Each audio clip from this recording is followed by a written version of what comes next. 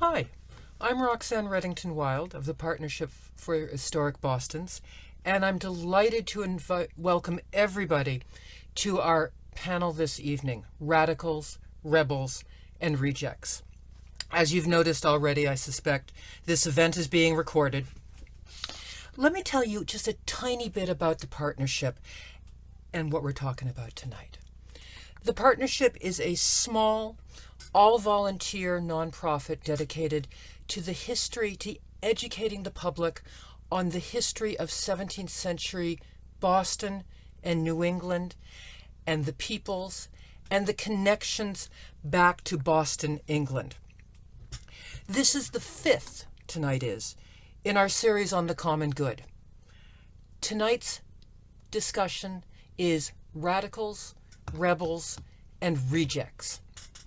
What would happen, what happened, if you stepped outside the bounds of Puritan New England, if you transgressed against what Puritan New England thought proper? We'll be hearing about Anne Hutchinson, Roger Williams, and Thomas Morton, all who were essentially expelled from the common good. As the theme of our series, this fall series, is the common good. Let me tell you a little bit on the format, and then I'll introduce our panelists, the three panelists. Once I finish this introduction and introducing our panelists, they will do about a 5-minute brief intro to their own people, Roger Williams, Anne Hutchinson, and Thomas Morton. Then we'll have a dynamic dialogue and questions between them, with a few questions I might lob in occasionally. And that will run till about 8 o'clock. At about 8 o'clock, we'll switch over to your questions. And if you can ask your questions, please, through the chat room, through the chat function, I'll be keeping an eye on this, and I'll basically read your questions aloud. So at about 8, we'll switch over to yours. As they're talking, as questions occur to you, absolutely put them into the chat. And now let me introduce our fantastic panelists. First is Marc Kohler. And Marc has been a storyteller who for about 25 years ran the nonprofit Puppet Workshop. And in 2017, he began to read about Roger Williams, and absolutely convinced that Williams' remarkable story should be much more widely known, he established the Roger Williams Educational Foundation, exactly into the heart of what the Partnership also thinks is important. And he speaks and he writes about Williams' commitment to freedom of religion and to Williams' friendship with the Narragansett peoples, and very much of Roger Williams' legacy today.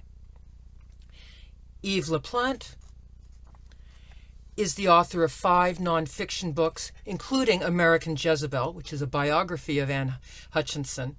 And also she's written about the Salem Witch Judge, the book Salem Witch Judge, which was actually the winner of the 2008 Massachusetts Book Award for nonfiction, with her intimate and powerful portrayal of Samuel Sewall, the judge who became an abolitionist and in many ways a feminist. LaPlante's latest biography is Marmee and Louisa, Switching Centuries, which paints a vivid portrait of Louisa May Alcott's relationship with her mother. And that book, described as superbly crafted, has been named a top 10 book of the year by National Public Radio. And I'm delighted to say that Eve is also an advisor to the Partnership of Historic Bostons. And finally, Peter Mancall.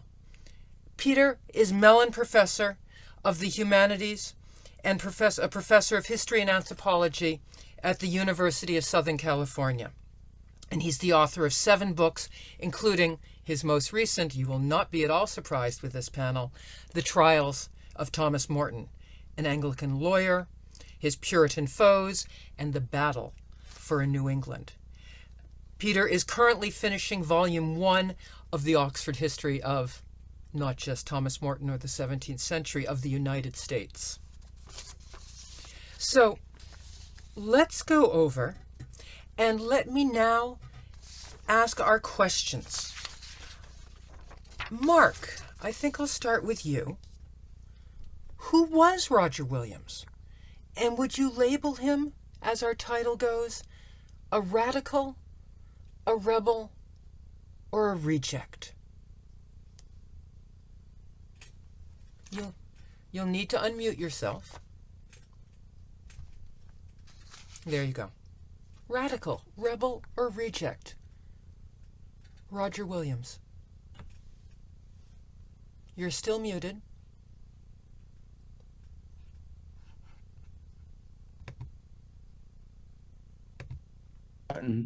There you go. Sorry, excellent. Nobody's nervous here. That's Roger Williams was a rebel from the time he was born. People don't understand that he was born in 1603, and yet he was one of the smartest kids in his neighborhood. He was the smartest kids maybe in London, for that matter. By the time he was 12 years old, he'd learn French and Dutch from immigrants in the Smithfield market. He also had probably a good chance to have learned Latin, which people don't think so. And he definitely taught himself how to do stenography or shorthand. So when he was 12 years old, he started working for Judge Edward Coke, who's considered to be the founder of common law. And what's amazing about it is that a lot of the stuff that people write about that is that he is Coke's secretary. But in fact, Coke had anywhere between 8 and 10 stenographers. He would send them out every day to sit in trials and write down what they were doing. He would then bring them back, and they would write in English what they has as stenographers. And I'm not sure, but those books he wrote were written in both English and Latin. So he did this for 6 years, from the time he was 12 to about 18.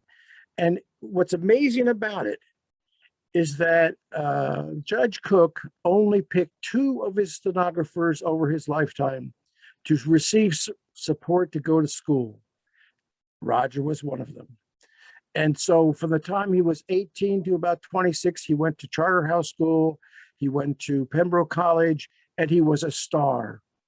He was a star. He received rewards, people liked him, and he loved what he was doing, and it looked like he was going to be a minister. But somewhere around 1627, he decided not to be a minister. This is a very significant decision on his part, because this is where he's radical. His terms for Christianity would surprise anybody watching this program. He was extremely radical about what a Christian life would be, and he was not polite about it. He believed strongly in his heart that you could change the world by being a Christian. And whether he was a reject, my guess is yes, he was kicked out of Massachusetts. And you have to ask yourselves, if he hadn't been kicked out of Massachusetts, would he ever have survived in Massachusetts? No. So there's some equality or something fantastic about them going to Rhode Island and creating the first modern era democracy. Yes, only people who had land could vote, but it was a democracy.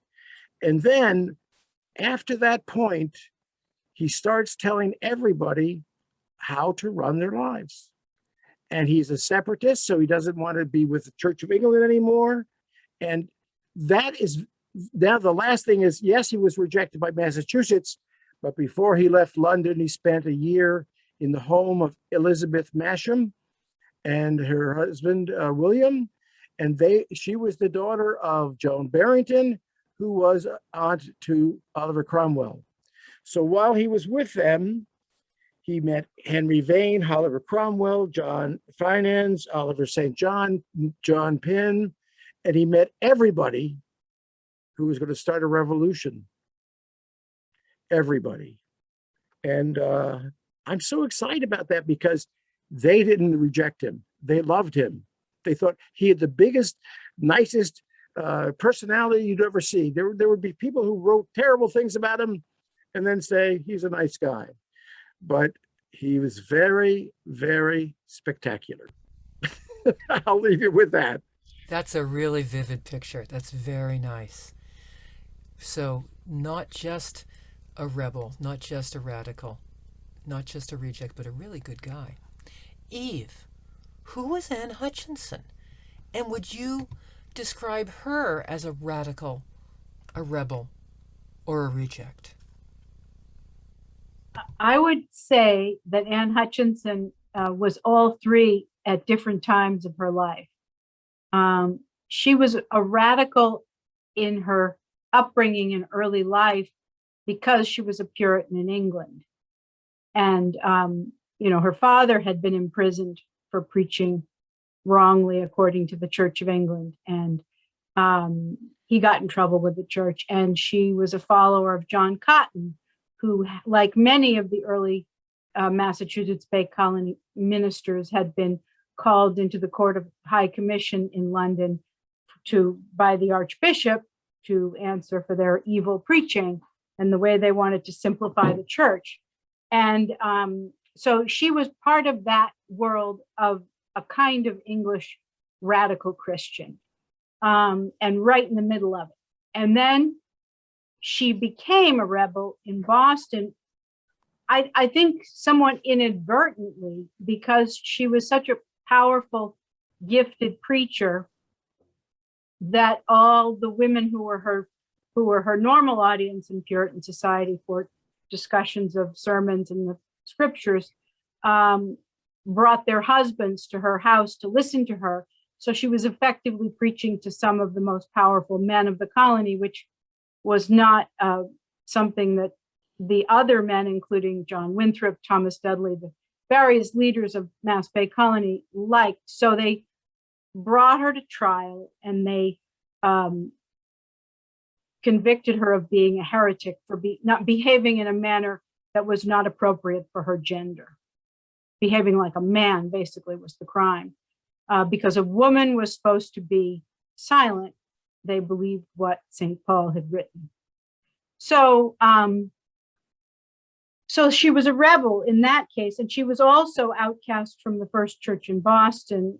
So she was cast out from both, by the civil court and then by the religious body of which she had been a very, significant member. And she and her husband were welcomed into the church initially.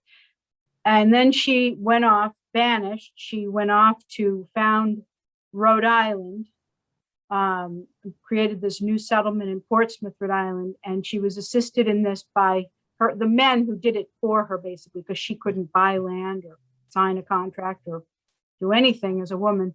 The men, her husband and sons and male followers, who did this actually got assistance from Roger Williams.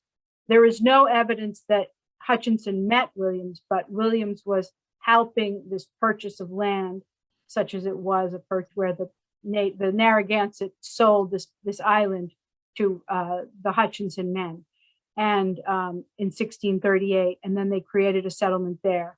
So she was definitely a reject. What was the third word now? Radical, rebel. Oh, she was both, all three, yeah. So she was radical in her background. She was a rebel in Massachusetts Bay Colony, and banished, and so therefore herself a reject. Very, very powerful that. Peter, Thomas Morton, radical, rebel, or reject? With impeccable timing, my dog has decided to bark just when I get to get on camera, so I apologize. You've been working on Thomas Morton so long, the dog has opinions too. The dog does have opinions. The dog is named after a character of a previous book that I wrote. He's obviously offended that I turned my attention to Morton. So I hope you can hear me over him because I have no way to restrain him at the moment. So I've been thinking about this question, radical, rebel, reject. Just because I imagine he's less known than the other luminaries who were talking about, Anne Hutchinson and Roger Williams, I want to take a second just to remind the audience that Morton was born probably in 1575, 1576, trained as a lawyer, And that's a very important part of his life. When Morton is in his 30s, 40s, he meets a young widow who he eventually marries, enraging her teenage son as well as her other children. And there's a series of lawsuits. Morton really hones his practice as a lawyer. Eventually, Morton would come into a partnership with Ferdinando Gorges, a man who in 1620, the same year the Pilgrims came over, claimed that he owned all of New England. That legal case would unfold from the 20s into the mid 1630s, and Morton would become involved as his lawyer. Morton makes several trips to New England, probably first a quick round trip in 1622, we're not positive, comes back in 1624, 1625, when he enters American history and what I think is the great cameo in early American history, where he quite literally dances on and off the stage in Bradford's Plymouth Plantation, a very memorable sort of moment, which we might talk about later. Pilgrims capture him, send him back to England. He comes back the next year. He angers Winthrop and others in Massachusetts. They capture him, send him back. He spends the 1630s in Massachusetts prosecuting basically a case against mostly Massachusetts and writing a book. The book known as New English Canaan comes out in 1637. This audience will be well aware that's the same year as the Pequot War. And in New English Canaan, it's a very different kind of sort of history than what Bradford would later offer in Plymouth Plantation. Morton eventually comes back to the colonies, 1643. He goes back to Massachusetts. Once again, he's arrested by Winthrop et al. They keep him in jail for a year. Actually, they keep him in jail trying to figure out what they should do with him. And finally, they kick him out again. That time, he goes up to Accomenticus, modern York, Maine, where he eventually dies a few years later. So the question, radical, rebel, reject.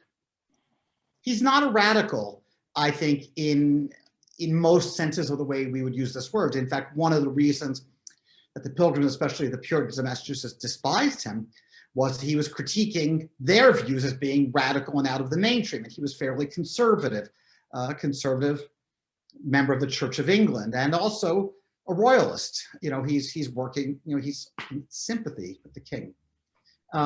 He's certainly a rebel, and he's certainly a reject. He's obviously reject because they exiled him not once or twice, but 3 times. He's a guy who just couldn't take, no for an answer. He just kept coming back, or yesterday he just kept coming back and coming back. Sometimes I think, Roxanne, I was thinking about this sort of alliterative question, and it occurred to me that really might have been, unlike, say, Williams or Hutchinson, he was kind of a rascal. He was a troublemaker, and in his own book, you could tell he enjoyed being a troublemaker. So he doesn't deny dancing around the maypole in 1627, 1628. He, in fact, tells the world the salacious verses they post on the maypole. So he really embraces this, that he is going to be very different from the others. We may get to this later, one of the interesting things to me is how someone at that moment, maybe this is true for all of the people we've been written about, how someone who could be exiled for their beliefs at that moment, I think in all 3 of these cases, later come back and become very important figures in American culture. And Morton has this long and somewhat unexpected afterlife. And I think we could say that the other 2 have a very important afterlife also. Excellent. Thank you so much. And audience, everybody in the audience, as you're hearing these starts to the biographies, do post your questions in the chat as they occur to you. And Peter, Marc, Eve, do you have questions for each other as you're listening to the lot of you talk about your person? Do you have questions to ask each other? Anything you'd like to try on each other? Well, I'd like to ask Eve that she ran away from from Rhode Island, for fear that people from Massachusetts were going to come after her. And that's a significant part of her life, right? Yes. The court continued to sort of harass her, the Boston, Massachusetts court. And Winthrop sent some men on horseback to her to demand an apology when she was settled on Rhode Island, and her husband sent them away. and then her husband died. And without his protection, in the society where a woman had very few rights, she was really very vulnerable. And the Massachusetts court was basically saying, we're going to send soldiers, we're going to take over Rhode Island. And so, we're going to, expand our kingdom, our whatever you want. It's not a kingdom, but, our territory. And, she was vulnerable. So what she did is she asked permission of the Dutch to settle among them in New Amsterdam. And so in 1642, she and 6 or 7 of her younger children sailed to New Amsterdam, to a farmhouse that she had built there, just above what is now the Hutchinson River, named for her. And then she sadly died there in a skirmish in a 5-year war between the Dutch and the Lenape Indians in that area. So, and that was basically an accidental killing, that she just got caught there. So yes, she did not stay in Rhode Island. I would like to ask a question, if I can, of Eve and Marc. I'm just curious, with the figures that you've written about, as we try to wrestle with Roxanne's question about, radical rebels, reject. Williams and Hutchinson are so important to what we think of sort of an American sense of religious liberty, religious expression. And so how do we this is much more true for your guys than my poor guy. But I am just curious, how do we think about the idea of religious radicalism when we think about Pilgrims and Puritans in many ways as religious radicals? Or maybe you guys don't think of them as radicals. So I mean, I'm just curious how we bring religion more centrally into the discussion, because it does seem that with both of them, religion is central to it in a way much more than, say, for Morton. Right. It's an interesting pairing, Williams and Hutchinson. I always thought, growing up in Massachusetts, that Roger Williams had founded Rhode Island. And he did found Providence Plantation in 1636, 2 years before the Hutchinsonians created Rhode Island, Portsmouth. But later, by royal charter, the two settlements merged as a colony. So if the kids that grow up in Rhode Island apparently learned that Anne Hutchinson was also a co-founder, and she's apparently considered the only woman who ever co-founded a colony. But in terms of, the issue of freedom of religion and freedom of speech clearly comes out of the writings of Williams and his, desire to not be controlled by these religious authorities, and also out of the creation of a settlement in Rhode Island that the Hutchinsonians create, which they specifically said that our government is going to allow all people to worship God according to the dictates of their conscience. Now, this is a direct contradiction of how you can worship God in Massachusetts. And so I would be interested for Marc to say where the freedom of religion / speech comes from, specifically from the Roger Williams texts. But, it wasn't Thomas Jefferson who thought up these freedoms. I think they have a very foundational origin or root in these two figures that we're talking about tonight. Religion and Roger Williams. What an interesting subject. First of all, does anyone know he wrote over 2,500 pages? He spent one 300-page book attacking Quakers. Roger got up every day thinking what it would be like to be a Christian. And he was composed and fanatical. And in his writings, he makes it very clear he does not want churches. He says, if you want to form a church, you get a spiritual person and let people get around him. But these people who run these other churches, he called hirelings. And he basically called them very bad things. And what nobody really realizes is Roger Williams wanted to create a new Christianity. And I would even say this, that his lifestyle was the same thing he told the people to do. He'd get up every day. He went out. He negotiated with everybody that he met. He was the great person you go to if you have a fight, and then Roger would work you through. And this is why I believe that he has not only a spiritual side, but a psychological side. He believed that if he became a Christian, you were going to be wealthier than any emperor. And I believe he woke up every day with that feeling. I think that something happened when he went to those trials with Edward Cook. Something happened when he watched people get burned, hanged, have their bodies destroyed. Something happened. What? Yeah. Go ahead. You're saying that he wrote a treatise against Quakers, but he also believed in freedom of religion? There's one thing there, though. That's like saying, well, the Yankees have an outfield and an infield, and they hate each other. In other words, Roger had a very rigid sense of what being a Christian is, and you had to read the Bible. And Quakers at that time were not reading the Bible. They were not using scriptures. And I've read a good chunk of his Quaker writing. And what you get from his impression, people think about this as he's kind of right like Roger Williams. He went to Fall River, Rhode Island. He's just a quiet man. He wasn't. If you read what he really wrote, you'll find out he's yelling in almost every paragraph.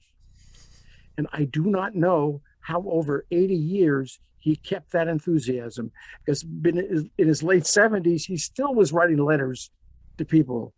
And so the argument between the Quakers and Roger has to do with them being in the same house. Okay, in other words, they're both in Christian house. And Roger is saying, no, you're not a Christian. Actually, if you read his books, you'll find out he says so many people are not Christians that you'd be surprised if there are any Christians. I mean, that's why his reading is so delightful. He punches. When I read the Bloody Tenet against persecution, stopping having free religion, you'd be surprised how many references he makes. And yet there was no books where he was writing. In fact, he probably wrote that in Henry Vane's house. This man had an incredible memory, an incredible commitment to his religion, an incredible commitment to Jesus and God. Everything after that is what came. In other words, he didn't think of freedom of speech as freedom of speech. He didn't think freedom of religion as freedom of religion. What he thought was that was being a Christian.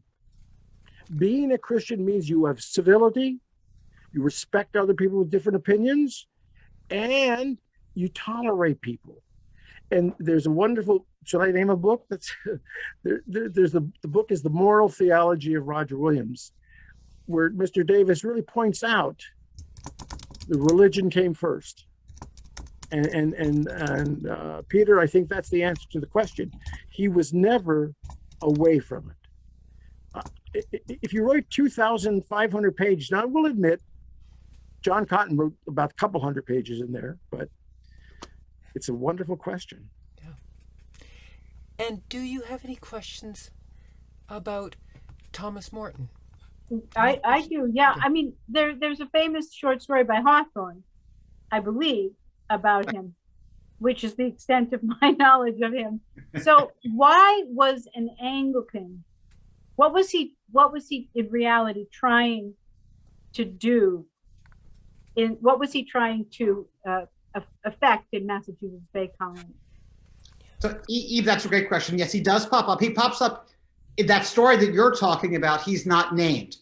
He pops up in another Hawthorne story, though, where he's walking down the street. And I think Anne Hutchinson may be walking down the street also. I forget all the characters that walk down this sort of funny imaginative tableau of early Boston. But putting that aside, I think that we, as historians and biographers of New England, and really we're talking about the first generation of English settlement in this area. We're not even talking about the second or third generation. We're really talking about just what happens at that moment. And I think that given what I would say would be the success of sort of the Puritans in a lot of measurable ways, they're healthy, their population grows, you know, they do various things. I mean, there are problems, right? The halfway covenant, there's some issues. Salem, there are some issues. There are things that happen, and there's certainly wars with native peoples, which figure a lot in what I write. But I think you'd have to say they're fairly successful. And I think in some sense, we tend, I'll talk about myself. I tend, like, and my students, I think, tend to look back and think, okay, the migrants coming here, religion, what we would call Puritanism, whatever that is, you know, they're all, you know, grounded by that. And I think there's wonderful work by historians like Virginia John Anderson, who talk about sort of the central view of religion in the reasons for migrating, right? It's not only religion, but it's one of the central reasons. But I think we forget that there, you know, this tiny little slice of the North American coast is one of many places that the English, among other Europeans, want to go. And it's not at all clear in the 1620s, certainly, because, you know, people in Plymouth won't be thrilled with me for this, but Plymouth didn't attract that many people. Massachusetts attracted quite a few, but Plymouth, for whatever reason, fewer, all right? And I think there's a sense, and one of the reasons I wrote this book is to really get at that sense about the different ways that these colonies could have gone. And I think that Morton, who is a complete opportunist, you know, as I see him, and I think as everyone has ever seen him, including, you know, including Bradford and Winthrop, who thought he was a shameless opportunist, you know, I think he did go with a vision that was very much part of an English colonial vision of the 1620s and 1630s. And I think had he fetched up in Virginia, we wouldn't be paying any attention to him. He happens to come to what becomes Plymouth, goes back to Massachusetts, and he's all of a sudden an outlier. So he needs Puritans to hold him down. He goes to Virginia, it's a higher, you know, it's a richer class of people, right? Well, most of the people who go to Virginia are not wealthy. In fact, the poor indentured servants far outnumber. And by the time of this 20s and 30s, you know, the migration to Virginia is not at all sort of elite people. But anyway, but in point of fact, he does go to Plymouth, right? You know, he could have gone to New Netherland. He doesn't. You know, New Netherland's a fairly cosmopolitan place. He doesn't go there. He fetches up here. And I forget if I mentioned, but he early on, at some point, he does become partners with Ferdinando Gorges. And Gorges absolutely has a different vision for what New England is going to be. And he argues that vision in every court he can, getting all the way up to the King's Bench, where, you know, we tend to forget, he won, right? Massachusetts is supposed to return its charter. But in 1638, Massachusetts says, thank you, but no, we're not returning our charter. Right? So I think Morton is of this moment, and I wrote the book to get at the sort of fluidity of that moment. Because he's not someone who I would be inviting to dinner as far as I can tell. I'd love to have dinner with Roger Williams or Anne Hutchinson. Thomas Morton, I'm not so sure about, to be honest. Well, the thing is that we're part of the theme of this work in the partnership of the Historic Bostons is to discuss the common good. And I would say that the life of Rhode Island was made more interesting because of what Roger did. And I think there were people in Massachusetts who knew they would do better in Rhode Island. And it's hard to believe that you're good because you're free. But it's a really delightful idea that Rhode Island was built by people who are running away. I'm sure by 1660, 1650, we were considered the trash heap of New England. A professor named Lemons once said that Roger Williams was one of the most hated people in America, because of what he was doing in Rhode Island and the freedom of the religion. And I think there's something there about common good. I think Rhode Island, oddly enough, set a model. So did Eve. Can I jump in on that common good for once? Sorry, Roxanne, if you were going to. No, you jump in. Jump in if you were going to go.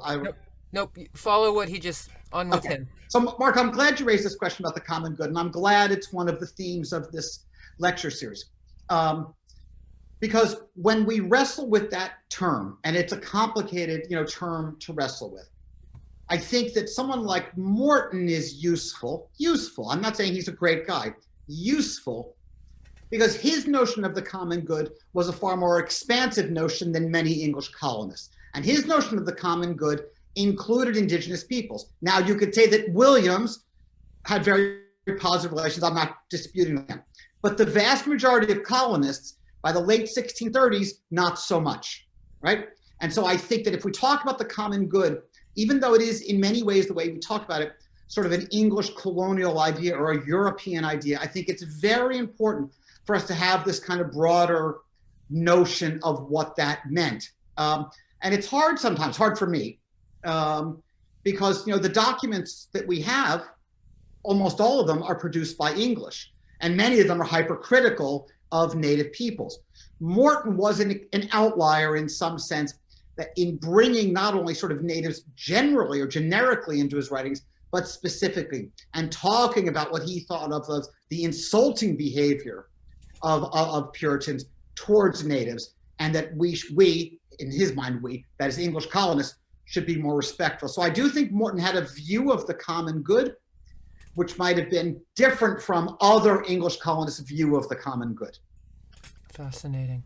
In a book I just read, it said that Roger Williams respected the Indians more than the Europeans for lots of reasons. There's a little link here to Hutchinson, because we don't have any of her writings, but we have her trial testimony, and we have the descriptions in journals of John Winthrop and others of her. But she apparently did not approve of the slaughter of the Pequots that occurred during the Pequot War, and actually was encouraging her audience to her teaching, her classes in her home where she was teaching the young men, if they were doubting whether they should enlist in this war and fight, she was encouraging them to follow their conscience. So that was one of the many things that she was doing that offended Governor Winthrop and, most of the leadership, because the Massachusetts was mustering forces to join with the Army of Connecticut to destroy the Pequots.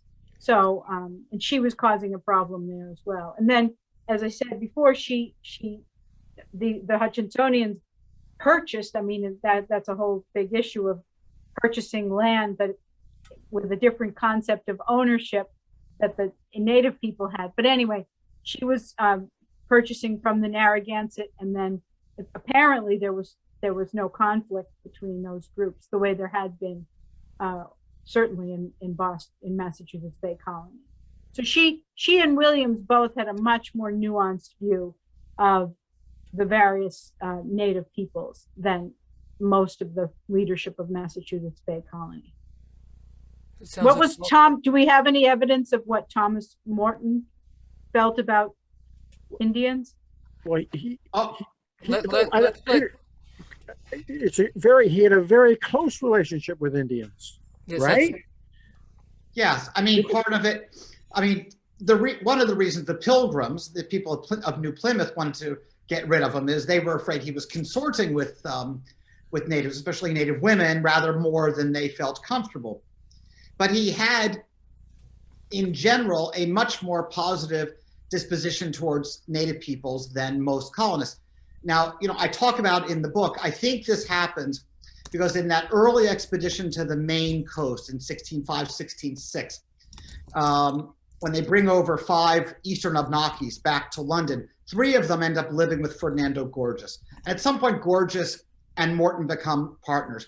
And I think that Gorges knows a lot about, from living with people, has a deeper respect for indigenous peoples because of that personal experience. And I think Morton likely was in that orbit to the extent that I can recreate. There's a lot of documentary evidence. All of us wish we had more, right?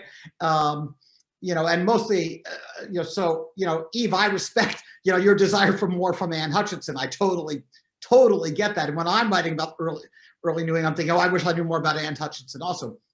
Morton, we have a book, and then we have these sort of fragmentary things, and then we have a lot of people who don't like him describing him.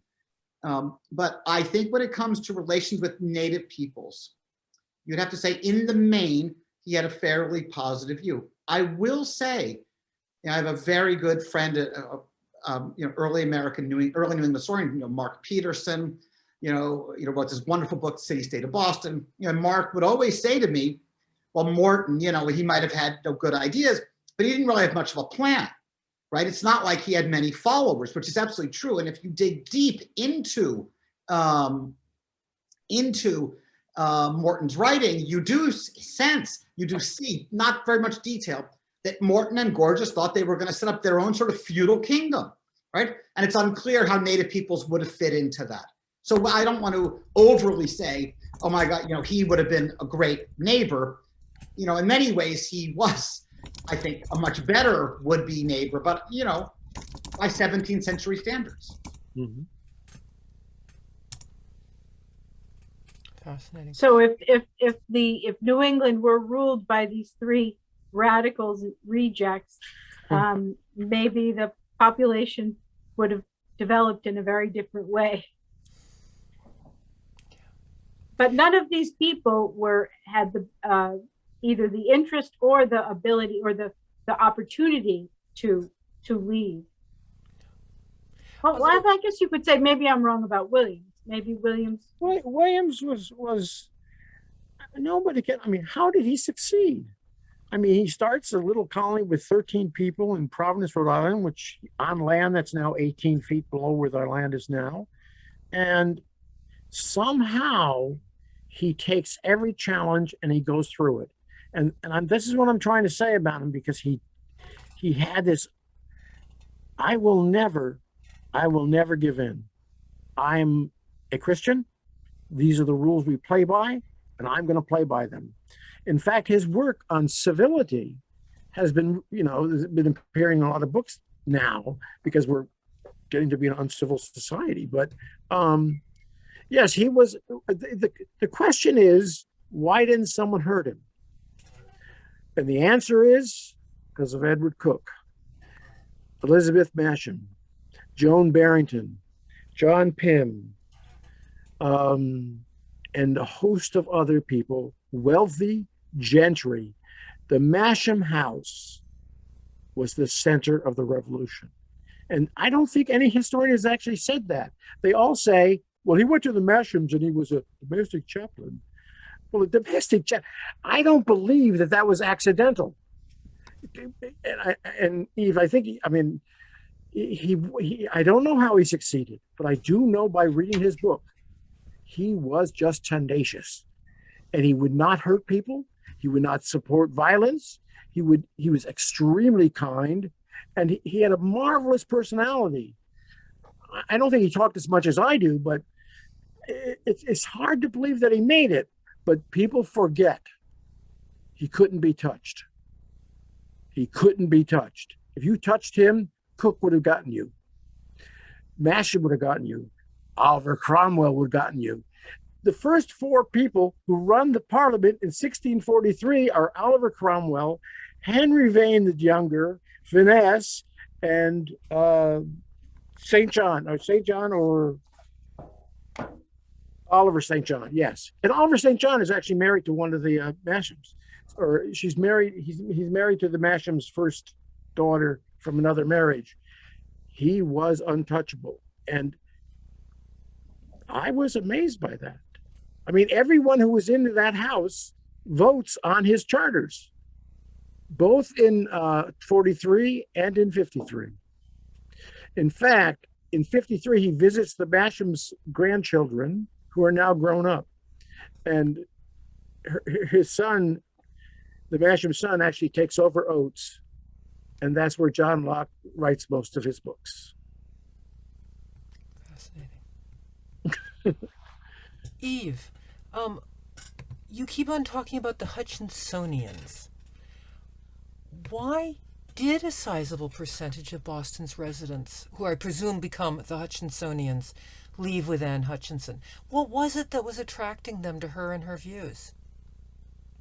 Well, I think she was just a very gifted teacher, basically functioning as a preacher, and she was a midwife. So she had that was probably the most powerful position you could have in the society as a woman, because you were saving the lives of babies and women, there was so much infant mortality, early childhood mortality, and death in childbirth that, you know, everyone needed the midwife desperately. Now, she even delivered one of John Winthrop's babies. So she was, and then she was using her teaching ability at the bedside of the mother, and then, you know, starting these classes in her home. I think it's clear that John Cotton had started to encourage her to teach in England. He said in England that she had brought more people to clear up their spiritual estates than any minister, which is saying quite a bit. And that was after they'd collaborated for 20 years. She was in a little town in Lincolnshire, and he was the vicar of Boston, which was a big town, a larger market town. So, you know, she was just extremely gifted, and I think reassuring to people, like the young men who maybe didn't want to go slaughter Indians or Native Americans, you know, didn't want to follow the society. And then there was this big issue about the covenant of works versus the covenant of grace. Covenant of grace. Right. And it was, even though Calvin was very clear about the covenant of grace, it was convenient for the leaders of Massachusetts Bay Colony to sort of kind of have their ministers preach a little bit of covenant of works, because it sort of kept people controlled. And so she would point out, she would go to the sermons of the colony ministers, and she would then tell all of her pupils in her home or her friends that they were preaching a covenant of works. And John Cotton agreed with her. And so Winthrop was troubled by this. Many of the ministers were offended. She apparently walked out of a couple of sermons, and other people followed her. So she was dynamic, intelligent, and rebellious.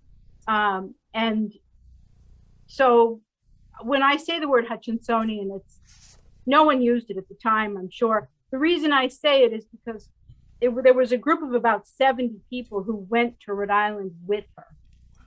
Most of them actually walked. And the only names that are on the documents of this founding of Rhode Island are men's names. So it seems like a group of people going with her in her banishment. The colony had banished many other people, including Williams and her brother-in-law, John Wheelwright, who went to New Hampshire. But it just seemed like there was a community of people who supported Anne Hutchinson. Fascinating. Mark, did Boston residents and others follow Roger Williams when he was essentially booted out of Mass Bay? Yes. What were attracting people to him? Or his him? personality. He was just a winner. Yeah. And I think there's something too about Hutchinson and this covenant of grace. I'm not sure where Roger stood on that, but I think he was more grace than works. And that is for us, because we don't debate these things among ourselves anymore. The argument between covenant of grace and covenant by works is extremely significant. And these people had an ownership for that struggle, and it was part of their lives. And I think that's what we probably can't understand, is how passionate they were. But today we have the national football teams. And very weird passion. Very Peter, passionate. Who are the people who consorted, actually I think I want to say who danced with Thomas Morton? And how did they feel about Puritan society as it came and settled on and spread out from that small Shawmut Peninsula, Boston? Well, I wish, Roxanne, I wish I had much more information about that. When the Pilgrims go after him, he's gathered a very tiny group of people around him, 6 or 7 men. And they seem to have positive relations with Native peoples who were mostly unidentified, but who were probably Wampanoag, or what would then have been also, or Massachusetts. But in fact, we don't have lots of details because he doesn't provide them, and the English weren't careful about recording some of these details, except in cases like 1637. So he is not a huge success at gathering followers. He's very good, at gathering powerful partners in England.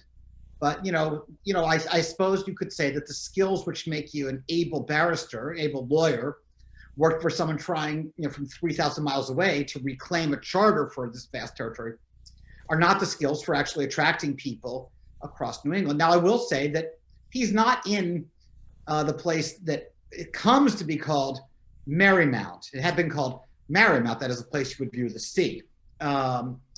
He's not there all that long. Bradford talks about the shift in the name. He turned it in when he calls Morton the Lord of Misrule, but Bradford doesn't come up with that term. That's an existing term. And then he turned this place into Merrymount and a place of constant jollity.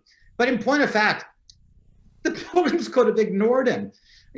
I think, what's underlying it is that they feared that Morton was likely trading guns to indigenous hunters, which he was, because they confront him on it. And he said, I have the legal authority to do it. There's a legal dispute over that sort of thing. So they are nervous.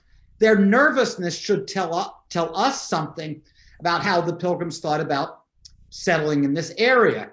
I was just, it's funny, I was just doing something about the common good at a local group here in California. And I was reminded of Bradford, of Plymouth Plantation, where, of that moment, that really dramatic moment of Plymouth Plantation where he talks about the Pilgrims' arrival, right? So we know that this place is settled, right? We know that even Europeans acknowledge it because we have a drawing by Champlain of the place that would later become Plymouth. So we know it's settled. We know they have agriculture. We know all these things. What does Bradford say? It's a wilderness full of wild beasts and wild men, and what number of them I don't know, right?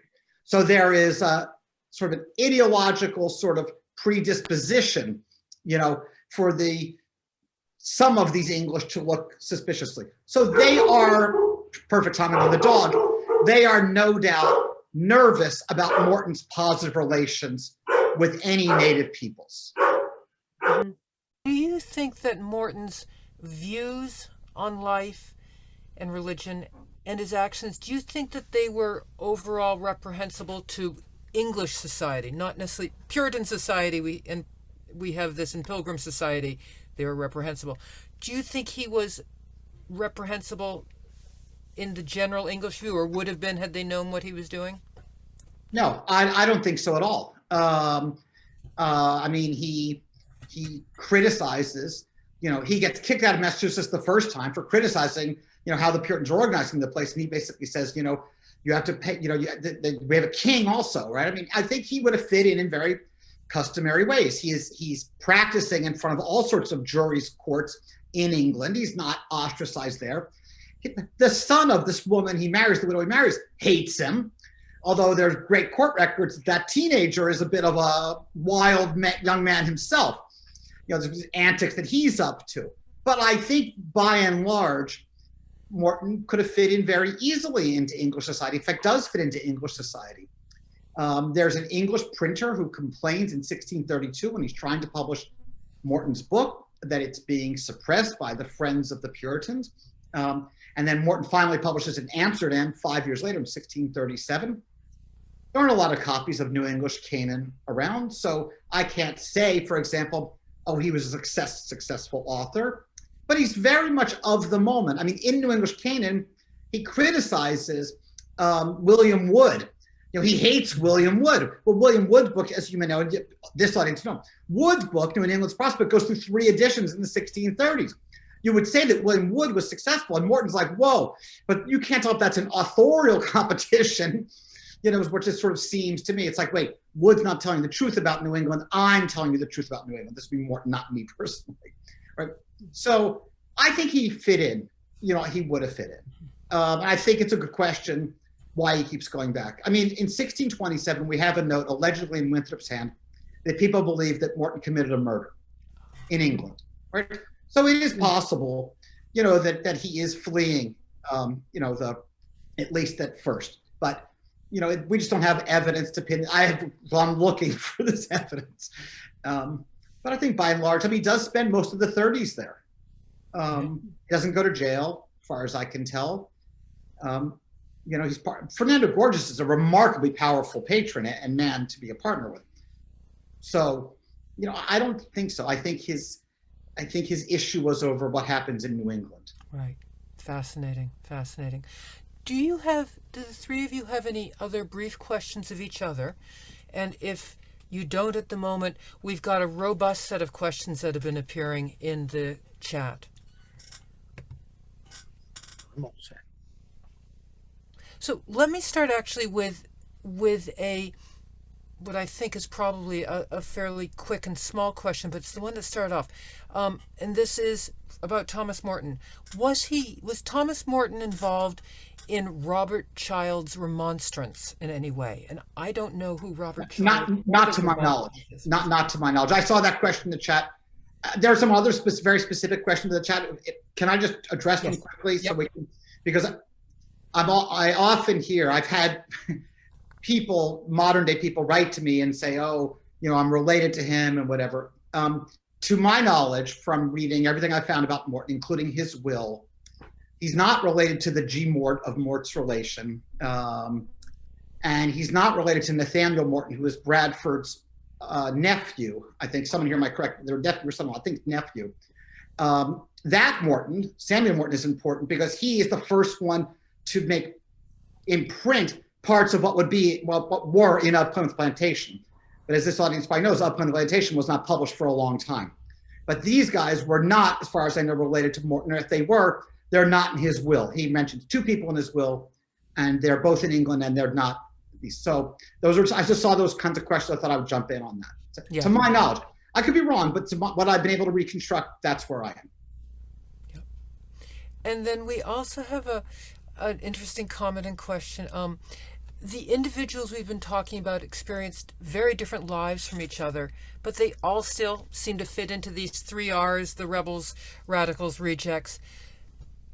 Do either of you, all of you, we don't have a good particle for three. Do the three of you, or any of you amongst the three, think that there's some other additional factor that might tie these three folks together? Is there a driving force that led them to basically lead this life of radical rebel reject? I'm going to jump in quickly, but I have a feeling Marc and Eve will have much more to say about this. I think they both alluded to it more than I did in my comments. These were three very strong-willed people. And, you know, from my reading of the records of Plymouth or early Massachusetts, you know, strong-willed people were not always, you know, deeply loved by others. And I turned there to someone who's, to us, much more obscure, but the merchant Robert Kane, you know, who writes this 50,000-word last will and testament around 1650 or so, because they kicked him out from being a selectman over a dispute that started with the price of a bag of nails. And Kane was sort of obviously very strong-willed, and they kicked him out. So I think that having a strong will did not put you in good stead with the authorities in early Boston or Plymouth. Others may disagree, but I think these three people we're talking about were strong-willed. Eve, Marc. I think the question was, there are rebels, radicals, and rejects, and would we talk about them too?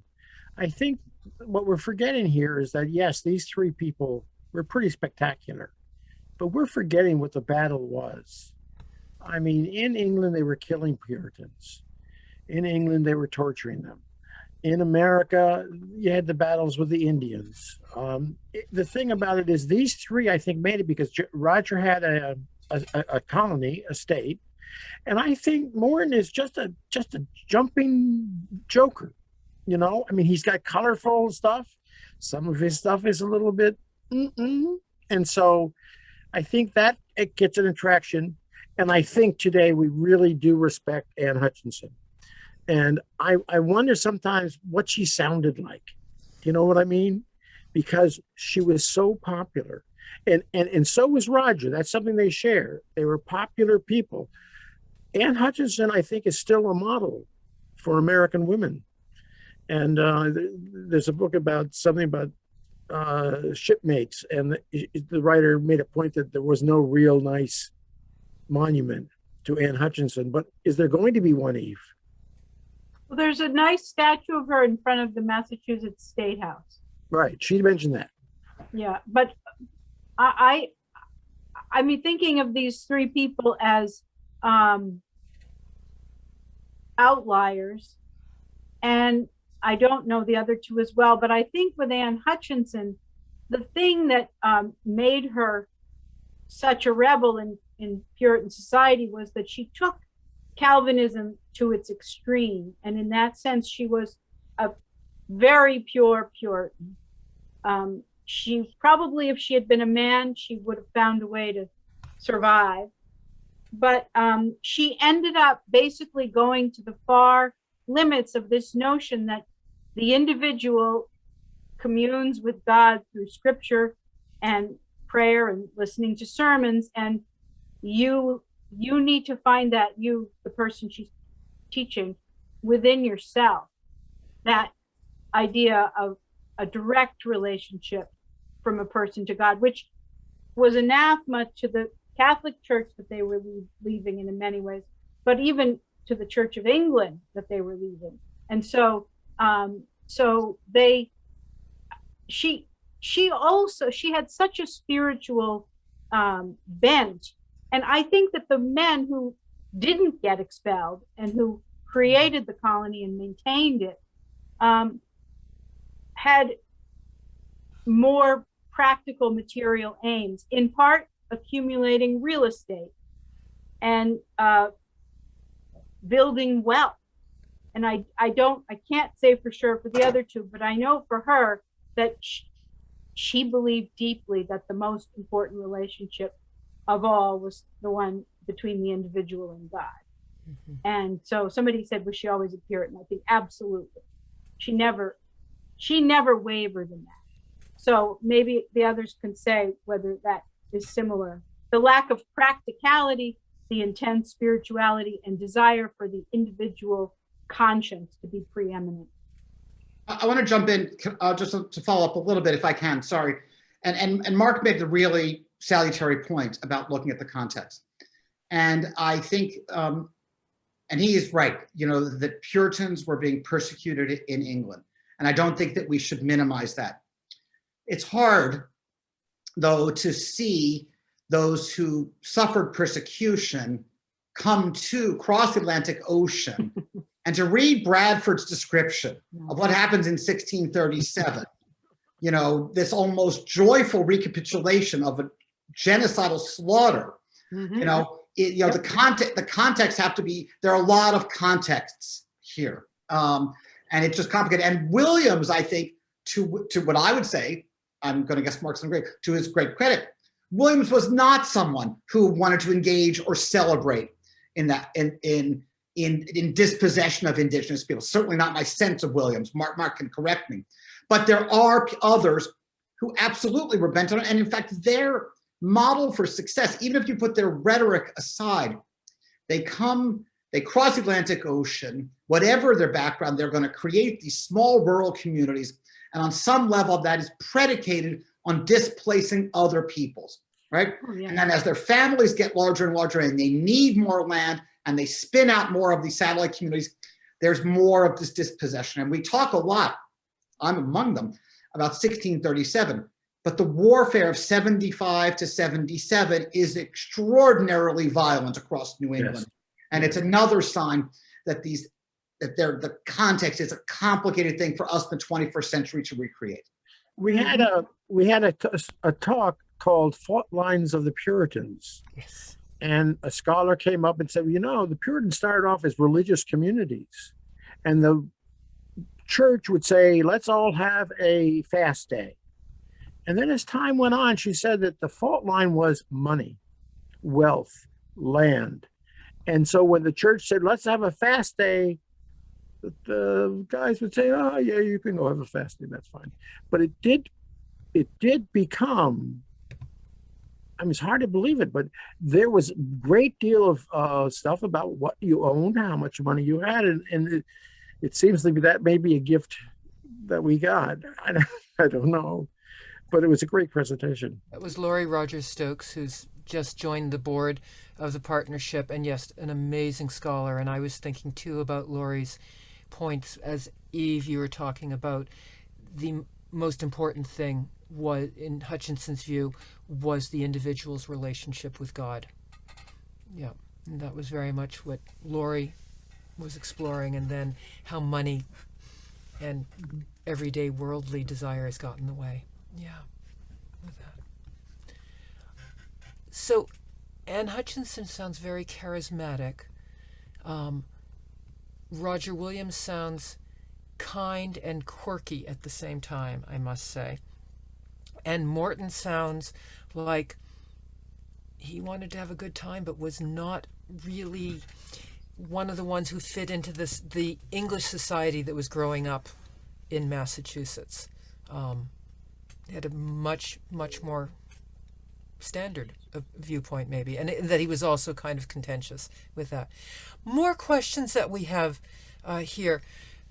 Sarah Stewart asks, and she's another of the board members, what do these rebels and rejects say about the community, the Puritan idea, these people being rebels and rejects, the Puritan idea of community, or the limits of the Puritans' common good? What do they cast light on the Puritan views?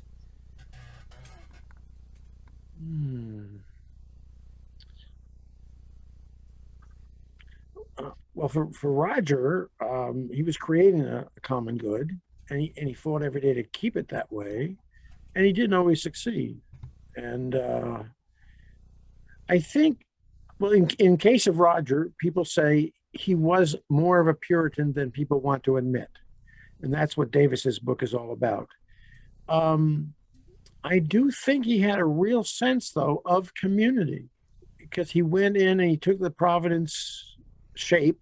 It's a long shape with little plots of land, and he made sure everyone had an area of land for the home. And in fact, they were in near the water, and then they just went back a long way. I think Roger decided that was the best way to do it, and I think that is a sign of real. I think he had a vision, and I think he lived with that vision all his life. Do you think that his vision of community and his sense of the common good, which, as Peter correctly pointed out, is a very English or a European concept, do you think his sense of community and common good was the same as the Puritans in Mass Bay that he, was kicked out of? Or did it differ? Well, the thing is that, yes, obviously, the divisions are much more exact. They have typology. Old Testament stories get reflected and shadowed in New Testament stories. So Roger would say, "Oh, there was Israel. Yes, they had military and business people with the churches." And then when the Carnation came, that stopped. In fact, Roger believed Christ's message of having an invisible church was one of his greatest beliefs. So he did, in other words, what Davis says, he did the same typology, the same structure, process, and came up with different answers. Nice. And I think that's showing that he was radical. It's difficult to explain, because I think Anne Hutchinson was very open about what she felt, and everyone sort of got it. In Roger's case, he was doing his best case to get people to listen to him. And I think society just went on around him, We have a question that just popped up relating to this. Do you think that Roger Williams was aware of and admired the native sense of community, where goods and property and land was much more held in common? Well, as I said, Roger considered the indigenous people better than Europeans. He loved the fact that they could pouch corn and get it going for 20 miles. He loved the fact they had extremely rigid moral rules. In fact, I don't know if any people out there know this, but his first book was called Key to the Language of America, and he translated Algonquin. And now there's studies being done that show that he he wrote poems, and the words he translated now have meaning. In other words, Roger not only was giving you meaning in what he was saying, he was giving you meaning in back of that. And his poem is about the English being terrible, and the Dutch being terrible, and the French being terrible, and the Indians being actually godlike. So, and I believe, and I don't think this has been proven yet, but there are many Williams fans who think that changed his mind, that made his vision of our democracy in a different way. Because the indigenous people's tribes were individual, and then they got small tribes that made larger tribes. So when they made a decision, it wasn't just the chief, it was the chief and 8 other chiefs. In other words, he watched a process of politics of combination and sharing. And occasionally the tribes, 2 little tribes might fight each other, but overall, Roger saw all of this. If I can jump on that, because Mark raises, because Key to the Language is such an important book, because Key to the Language is more, as Mark was saying, than just sort of a grammar. I mean, it is a work of ethnography, right? A work of English ethnography in a tradition of other works of English ethnography, but it really helps establish and set up what would eventually be, others, Mark and Eve may disagree with this, but sets up sort of the context for Eliot doing the Bible in 1660, right? Just a huge work, which then becomes very important, that printed text, very important in the modern recreation, speaking of Wampanoag, right? So what Williams does there is he recognizes that, language is crucial for, we may disagree about what, but basically the colonial project, the religious project, but he provides all of these rich details. It's like if you've read Thomas Harriot, who shows up at Roanoke in 1585 in one of the great works of English ethnography. Anyway, Key to the Language. I just want to throw a plug in there for Key to the Language. Sorry, Mark, I didn't mean to step on your territory. Well, there's a little link to, there's another connection between the indigenous people and Anne Hutchinson after her death, which was that when her family, the younger children and she and some servants were slaughtered in this battle between the Native Americans and the Dutch in the summer of 1643. One of the children survived the massacre, and that was Susan Hutchinson, who was 9 or 10 years old.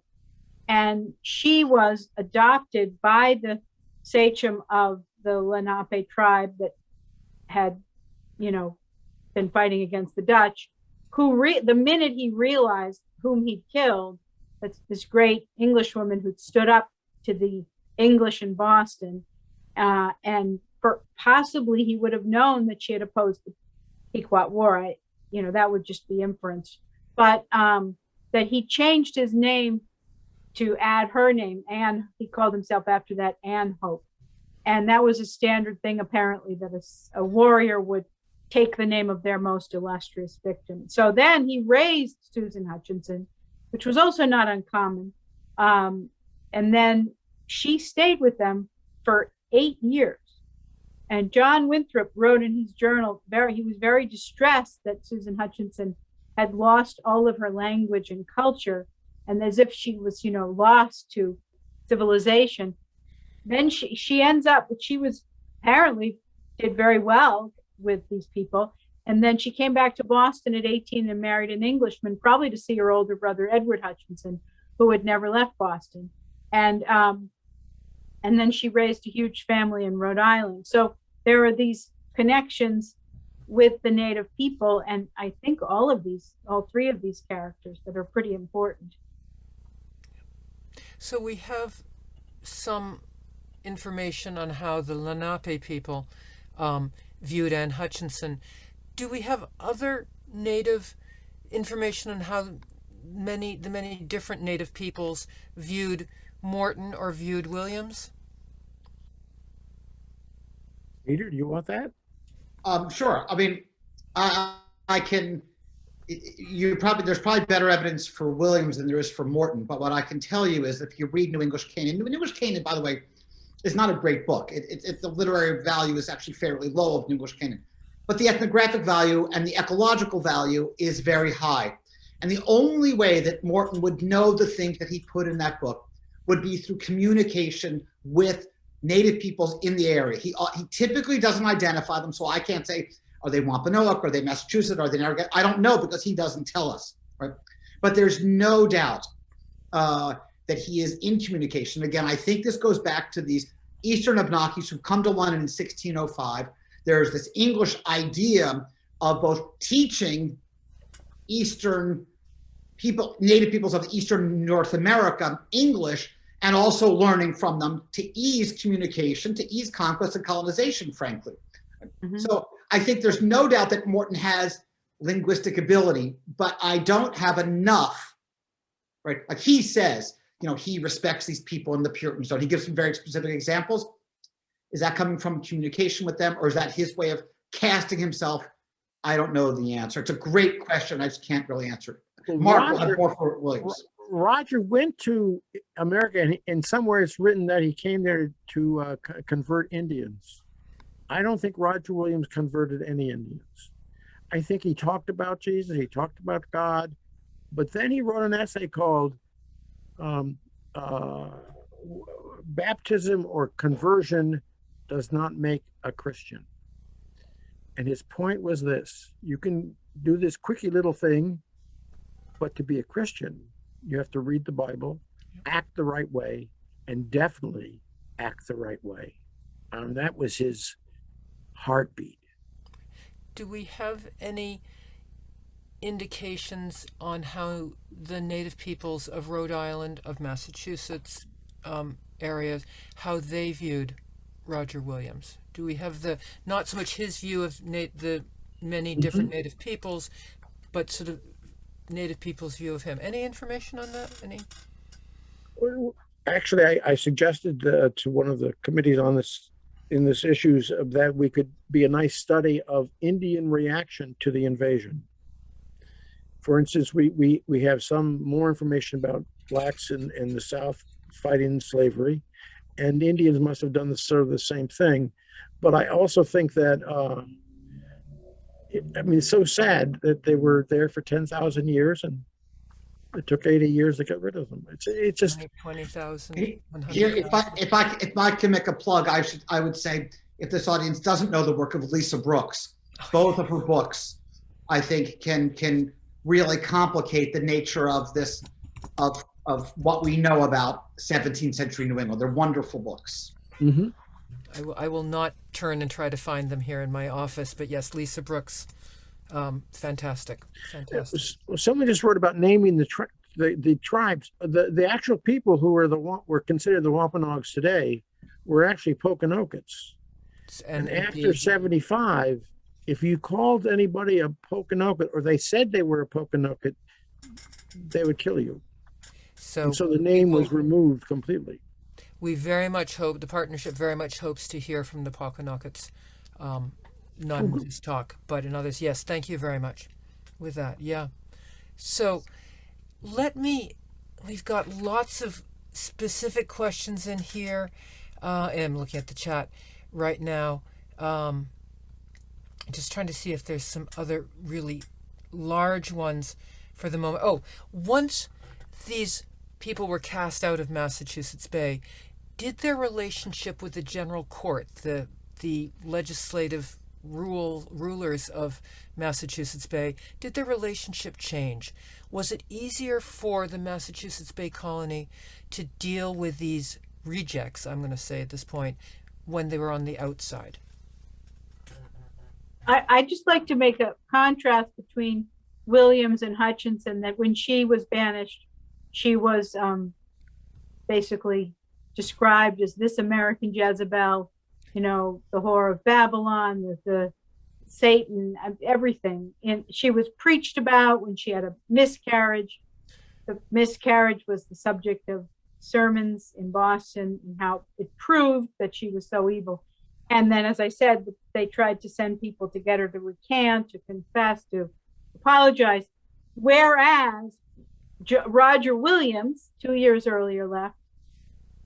He continued to have very friendly back and forth with John Winthrop through letters for many, many years afterwards. And I was struck by this, that the tremendous contrast between these two people that are expelled, and yet one of them sort of, they maintain this epistolary friendship afterwards, and the other one is just completely crushed underfoot. I think Roger was a crafty guy, because Winthrop was a powerful man. And I think 90% of what that was, in fact, we forget that in 37, Roger helps the destruction of the Pequots. And it breaks your heart, but 800 or 900 people were in a camp and they burned them. So I believe that made a difference, a very real difference, because at that point, did you know that they were offering him to forgive the ejection? Because he felt that he'd helped them enough in that battle. And on the other hand, Massachusetts and Connecticut never gave up the desire to take Rhode Island. I mean, and Winthrop's and Roger's relationship, I think, is very fascinating. In fact, we know more about Roger because of what Winthrop wrote about him. I would just say as a quick footnote, Thomas Morton is at war with the General Court. And the General Court responds, and that's the whole point about the quo warranto case, right? The General Court gets his thing. You must return the charter, and they know, that Morton and Gorges are behind this. So I'd say that having Morton 3,000 miles away did not solve the General Court's problem with Thomas Morton. What solved the problem is that he was 3,000 miles away and they couldn't physically get.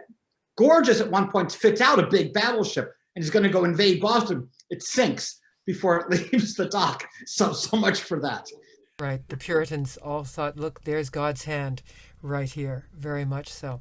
So I want to wrap up what's been a really, really super conversation dialogue with that a final closing question.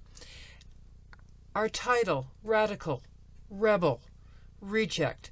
These are the labels that the partnership basically has laid upon these 17th century people in order to pull them together for this event. What would you call your person? And even more importantly, how would they describe themselves? How would they describe themselves? Yeah. Yeah. Well, Roger describes himself all the time. I'm a humble man. I'm a humble man. And I'm only doing what I think needs to be done. And I think he believed it. There are other people in John Barry's book. He suggests that Roger was fairly arrogant.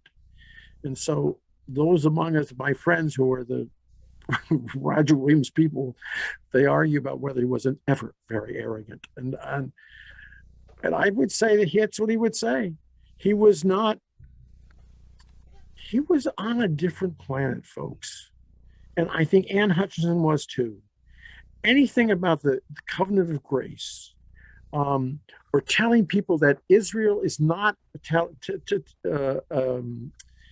something for the New Testament, saying it stopped. I mean, he has rigidity, and I think it'd be very interesting to talk to him. But he's got 2,000 pages, and you could read any one of them, and it will just make you, I don't know.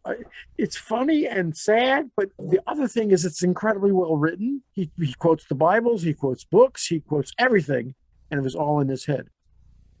I am a humble man who tells you what I think. Peter, Thomas Morton. I don't think Thomas Morton would ever say he was a humble man, and if he did, he would just be lying. Thomas Morton is, I said earlier near the beginning, he's something of a rascal, rapscallion. I mean, he is an opportunist. He is an opportunist to the nth degree as we would think about that today. But it doesn't mean there's not a core of sincerity with him. Now, I will say, I want to put this out on the record. I wrote this book about Morton, not because he's famous. He has a really curious afterlife in American culture. My favorite moment of Thomas Morton's afterlife is in 2011. Governor Deval Patrick, governor of Massachusetts, governor of the place where Winthrop had been governor, declares Thomas Morton Day, because Thomas Morton stands for modern values that we should celebrate. So if you wait long enough, the people come around to your perspective. All of that said, there is a core there which is important. And I wrote about Morton, not to really celebrate him, but I thought he was useful. And those, depending on, the taste of your audience, as I was writing the book, though I did read a lot of New England history and a lot of biographies, I had in mind historical figures like Martin Guerre, who Natalie Zinn Davis had written a brilliant book about, A Woman Wong, the subject of one of Jonathan Spence's books about early modern China. As someone who was there, who bore witness to things we have some evidence about, and maybe there's a different story to be told. But humble, nope. And Anne Hutchinson. I think that I would like to give the last word about her to her husband, William, who supported her from childhood on in every way. And very unusual partnership. They had 15 children together. And he said to the men of Boston who came, sent by Governor Winthrop to, humiliate her, he said to the men, "My wife is a dear saint and servant of God." Yep. That's really nice. Thank you very much, all three. Huge rounds of applause. Thanks. Everybody, please join in clapping. If you know how to use the emojis, do those. This was just great. I really learned a lot. Eve and Peter, thank you. Thank you. Thank you. Yes. Next week, we will be doing our 6th and final presentation in this fall series on the common good. And it will be 13 Moons, Nakai Clearwater Northup of the Mashantucket Pequot tribal nation will be presenting to us. And he works at the Mashantucket Pequot Museum and the Research Center there. And he's going to be presenting really on a different understanding of community, that of New England's first peoples, specifically here, the Mashantucket Pequot. So please join us next Thursday evening, same time, 7 o'clock to 8:30. If you haven't registered yet, you can see our events. You can look at the event and register through the partnership's website. And we'll also be posting the video of tonight on our YouTube channel, hopefully by Sunday. You'll be getting a survey. Everybody who's attended, you'll be getting a post-event survey. We'd very much like your feedback on this. The partnership is a small, as I mentioned, small nonprofit. We're always looking for fellow members, volunteers. We're also always looking for donations, because basically what keeps the partnership going and allows us, by the way, to thank our speakers and presenters with honorariums is the donations. We don't have any other, at the moment, source of income with that. So I want to wrap up again by saying thank you, thank you, thank you. Thank you, audience. Thank you for your robust questions, your great conversations in the chat. And we look forward to seeing you next Thursday evening with Nakai Clearwater Northup and 13 Moons. Goodbye there.